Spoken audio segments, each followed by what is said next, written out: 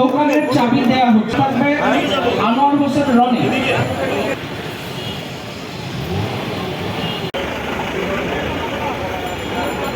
ঢাকা দক্ষিণ city corporation তার প্রতিশ্রুতি রক্ষা করতে পেরেছে।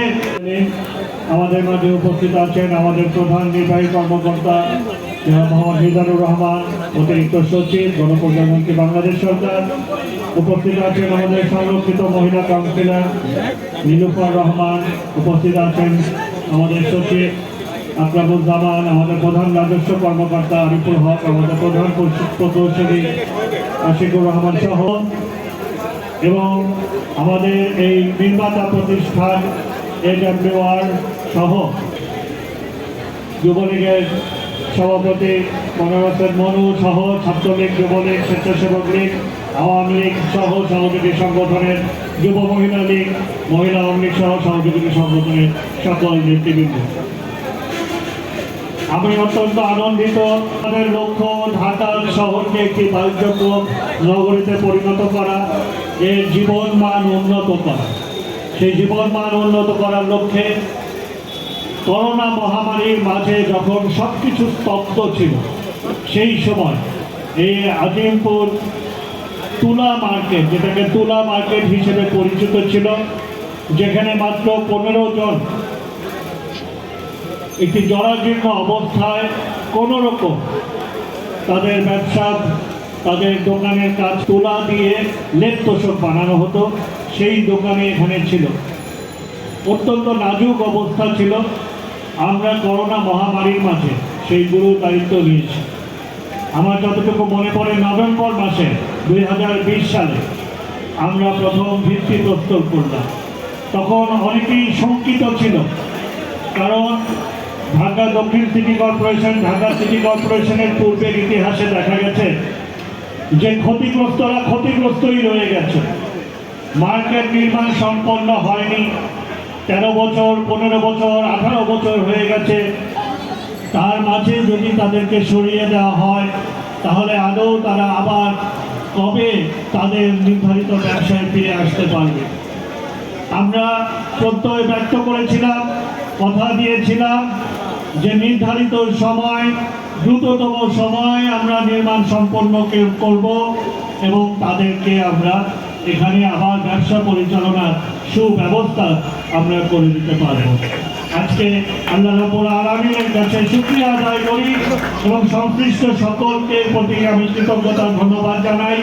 ঢাকা দক্ষিণ সিটি কর্পোরেশন তার প্রতিশ্রুতি রক্ষা করতে পেরেছে এবং অত্যন্ত সুন্দর, নান্দনিক একটি আধুনিক নগর মার্কেট, শুধু ক্ষতিগ্রস্তরা না, তার সাথে সাথে 117 জনের এখানে রুটি দোকান ব্যবসা পরিচালনার সুযোগ আজকে করতে দিতে পেরেছে। আজকে ঢাকা দক্ষিণ সিটি কর্পোরেশন ঢাকাবাসীর একটি আস্থার জায়গায় রূপান্তরিত হয়েছে। ঢাকা দক্ষিণ সিটি কর্পোরেশন শুধু রাজস্ব আয়ে ইতিহাস রচনা করেনি, সুশাসনের ইতিহাস রচনা করেছে, জীবন মান উন্নয়নের ইতিহাস রচনা করেছে, ঢাকাবাসীর আস্থার জায়গায় ইতিহাস রচনা করেছে। আমরা যেখানে এক মেয়রের মেয়াদ শেষ হয়ে দ্বিতীয় তৃতীয় মেয়র এসেছে, কিন্তু মার্কেট নির্মাণ সম্পন্ন হয়নি, সেখানে আমরা ভিত্তিপ্রস্তর থেকে শুরু করে আজকে সুসম্পন্ন করে আমরা হস্তান্তর করতে পেরেছি এবং এই নিয়ে আমরা দ্বিতীয় মার্কেট যেটা সুসম্পন্ন করেছি। এর আগে আমরা সিদ্দিক বাজার মার্কেট আমরা সম্পন্ন করে হস্তান্তর করেছি এবং আজকে এই আজিমপুর আধুনিক নগর মার্কেট আমরা সম্পন্ন করেছি। এখানে কি জরাজীর্ণ অবস্থা ছিল, মাঝখানে একটি ছোট্ট ঘরে আমাদের মুসল্লিরা নামাজ আদায় করত। আমরা সেখানে তাদেরকে সুন্দর একটি মসজিদ আমরা নির্মাণ করে দিয়েছি। এই মার্কেটের দোতলা থেকে উপর পর্যন্ত মসজিদ নির্মিত হয়েছে। এখানে আমরা সকল ক্ষেত্রে, আমরা মার্কেট নির্মাণের ক্ষেত্রে এখন অগ্রাধিকার দিচ্ছি আমাদের ক্ষতিগ্রস্ত যারা হচ্ছেন তাদেরকে। আমরা কথা দিয়েছিলাম যে নিচের কোনো দোকান আমরা সিটি কর্পোরেশন আর কারো কাছে বরাদ্দ দিব না, শুধুমাত্র ক্ষতিগ্রস্তরাই নিচের দোকান পাবে। আমরা সেই প্রতিশ্রুতিও রক্ষা করেছি। সকল ক্ষতিগ্রস্তদেরকে আমরা নিচতলায় আগে দোকান দিয়েছি, এরপরে উপরের দোকান আমরা মার্কেট উপ আইন অনুযায়ী স্বচ্ছতা নিশ্চিত করে, জবাবদিহিতা নিশ্চিত করে সাধারণ দোকান সাধারণ যারা আবেদন করেছেন তাদেরকে দিয়েছি, এবং এছাড়া আইন অনুযায়ী মেয়র কোটাতে সেটাও আমরা বরাদ্দ সম্পন্ন করেছি। সুতরাং আজকে থেকে এই আজিমপুর আধুনিক নগর মার্কেটের 117টি দোকানই সুন্দরভাবে পরিচালিত হবে এবং আজকে থেকে এখানে আলো ঝলমল করবে। আমি সকলকে ঢাকাবাসী সহ এই লালবাগ চকবাজার এলাকার সকলের কাছে নিবেদন করব, আপনারা এই মার্কেটে আসবেন।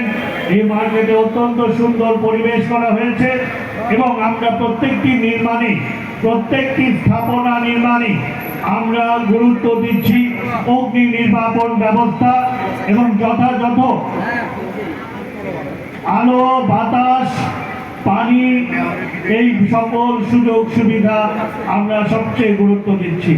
ইনশাআল্লাহ অগ্নি নির্বাপন ব্যবস্থায় আধুনিক সকল ব্যবস্থা এই স্থাপনায় এই ভবনে করা হয়েছে।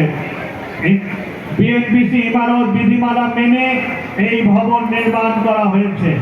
আমি যারা এখানে ব্যবসা পরিচালনা করবেন তাদেরকে শুধু নিবেদন করব, দয়া করে অগ্নি নির্বাপনের যেই সিঁড়ির ব্যবস্থা আছে সেই সিঁড়িতে কোনোভাবেই কোনো মালামাল রেখে প্রতিবন্ধকতা সৃষ্টি করবেন না।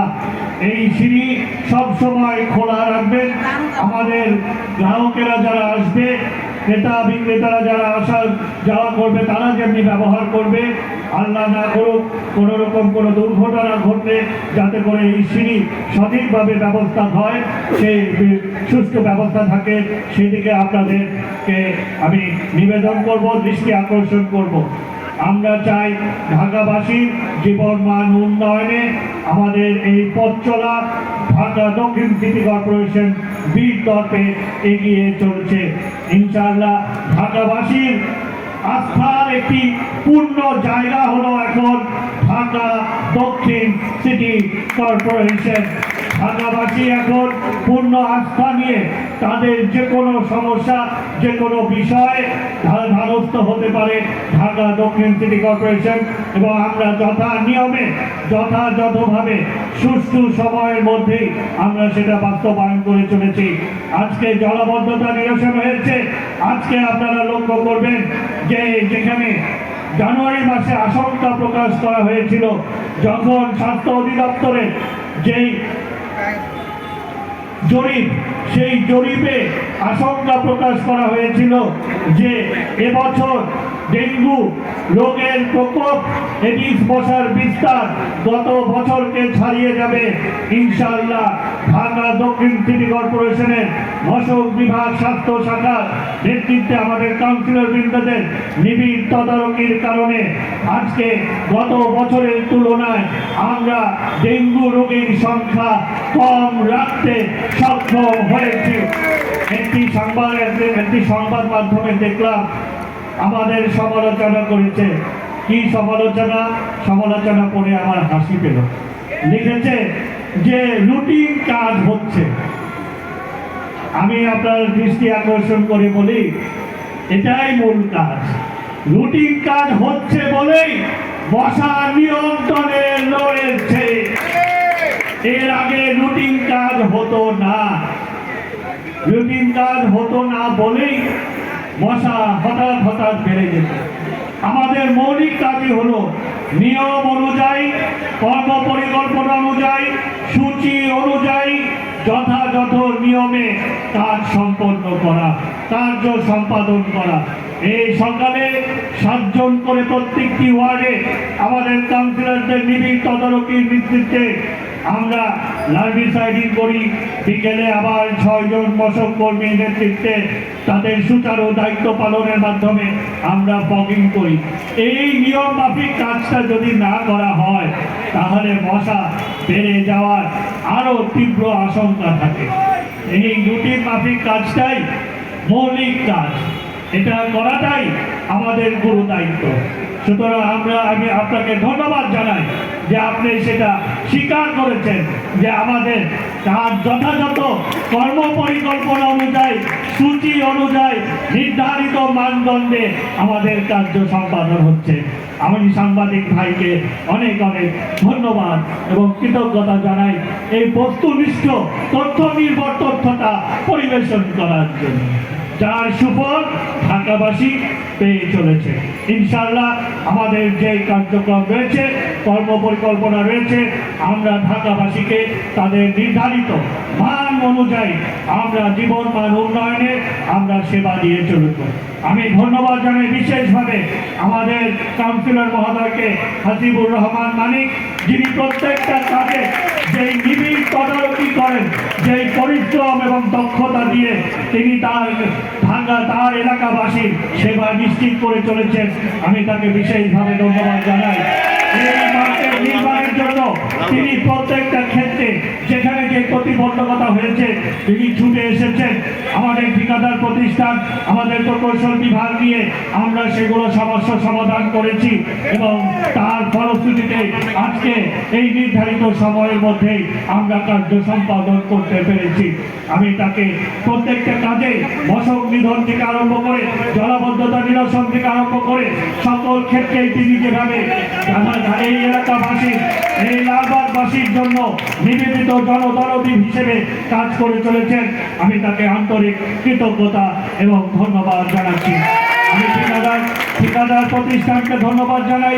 অত্যন্ত পেশাদারিত্বের সাথে তারা এই করোনা মহামারীর মাঝেও তারা যেভাবে সূচি অনুযায়ী তাদের কার্য সম্পাদন করেছেন। আমি আমাদের ঢাকা দক্ষিণ সিটি কর্পোরেশনে অনেক ঠিকাদার কাজ করে, অনেকের জন্য আমাদের অনেক বিব্রতকর পরিস্থিতিতে পড়তে হয়। নির্ধারিত সময়ের মধ্যে কাজ হয় না, কাজ অবহেলা করে ফেলে রাখা হয়, ঠিকমতো মানদণ্ড অনুযায়ী কাজ করা হয় না, এরকম অনেক বিব্রতকর এবং পরিবেশ পরিস্থিতিতে আমাদের শিকার হতে হয়। আমি আমাদের এই ঠিকাদারি নির্মাতা প্রতিষ্ঠান AWR কে ধন্যবাদ জানাই যে তারা সঠিক সময় সুন্দরভাবে সুষ্ঠু সূচি অনুযায়ী, অনেক প্রতিকূলতা ছিল করোনা মহামারীর মাঝে, আমরা সামগ্রী পাচ্ছিলাম না, নির্মাণ সামগ্রী পেতে আমাদের কষ্ট হয়েছে, অনেক রকম প্রতিবন্ধকতার মধ্যেও এই মহামারীও নির্ধারিত সময়ের মধ্যে কাজ করে আজকে আমাদেরকে এই উপহার দিয়ে এরকম প্রতিষ্ঠানদের ধন্যবাদ প্রকাশ এবং দক্ষিণ সিটি কর্পোরেশন আপনাদের সাথে এবং পাশে থাকবে। আমি দোকান মালিকদের সকলকে আমার আন্তরিক কৃতজ্ঞতা ধন্যবাদ জানাই।